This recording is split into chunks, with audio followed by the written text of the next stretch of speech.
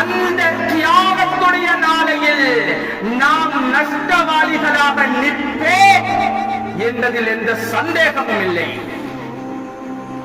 وَمَنْ أَعْرَضَ عَنْ ذِكْرِي فَإِنَّ لَهُ مَعِيشَةً ضَنكًا. யார் அல்லாஹ்வுடைய கட்டளைகளை புறக்கணித்து வாழ்கிறார்களோ, அல்லாஹ்வுடைய கடமைகளை புறக்கணித்து வாழ்கிறார்களோ, فَإِنَّ لَهُ مَعِيشَةً ضَنكًا, அவருக்கு நெருக்கடியான வாழ்க்கை கொடுக்கப்படும். இதற்கு இப்னு அப்பாஸ் ரலியல்லாஹு அன்ஹு அவர்கள் சொல்கிறார்கள், فَإِنَّ لَهُ مَعِيشَةً ضَنكًا என்பது கபருடைய வாழ்க்கை என்பதாக. இந்த உலகிலே நாம் சரி செய்யவில்லை என்றால் முதலாவது நாம் சந்திப்பது கபர். மன்னரையுடைய வீடு ஆலமுல் பர்ஸக். அந்த பர்ஸக்குள்ளே வைத்து விட்டால் கேள்வி கணக்கு கேட்கப்படும். உஸ்மான் இப்னு அஃபான் ரலியல்லாஹு அன்ஹு, யாரு? நபிகள் நாயகம் ஸல்லல்லாஹு அலைஹி வஸல்லம் அன்னவர்களுடைய மருமகன், 2 மகள்களை திருமணம் முடித்தவர். சுவர்க்கத்தை கொண்டு கூட நன்மாராயம் கூறப்பட்டவர். அபூபக்கர் ஃபில் ஜன்னா,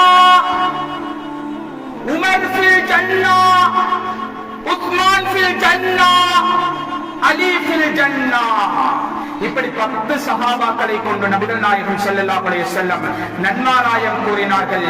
அந்த நன்மாராயம் கூறப்பட்ட சஹாபிகளில் ஒருவர்தான் உஸ்மான் இப்னு அஃபான் ரலியல்லாஹு அன்ஹு. அவர்கள் என்ன செய்வார்களாம்? கபரை கண்டால் தாடி நலையும் அளவுக்கு கண்ணீர் வடிப்பார்களாம்.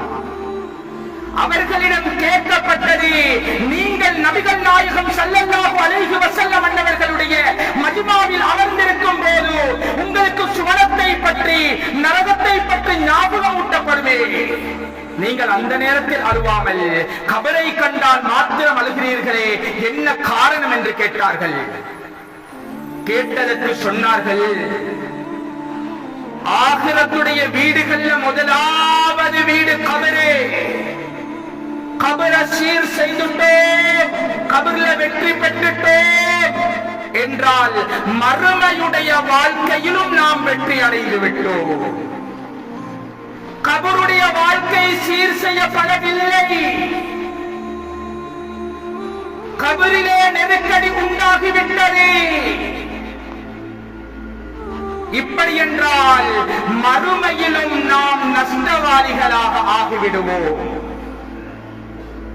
கண்ணியமான அல்லாஹ்வின் நல்லடியார்களே, அன்பார்ந்தவர்களே, நபிகள் நாயகம் ஸல்லல்லாஹு அலைஹி வஸல்லம் சொன்னார்கள், மா ரஅய்து மன்தரன் கத்து இல்லா வல் கப்ரு அஃலஉ மின்ஹு. நான் உலகத்தில் பல காட்சிகளை கண்டிருக்கிறேன், இந்த கபரை விட மிக பயங்கரமான ஒரு காட்சியை கண்டதே கிடையாது என்பதாக நபிகள் நாயகம் ஸல்லல்லாஹு அலைஹி வஸல்லம் அவர்கள் சொன்னார்கள். கண்ணியமான அல்லாஹ்வின் நல்லடியார்களே, அன்பார்ந்தவர்களே, நாம் இந்த உலகத்தில் வாழும் போதுதான் எம்முடைய வாழ்க்கையை சீர் செய்ய வேண்டும். எம்முடைய வாழ்க்கையில் அமல்களை கொண்டு நாம் அலங்கரித்துக் கொண்டு போகலாம். இந்த உலகத்தில் தயாரித்ததுதான் அந்த மறு உலகத்தில் காட்டப்படும்.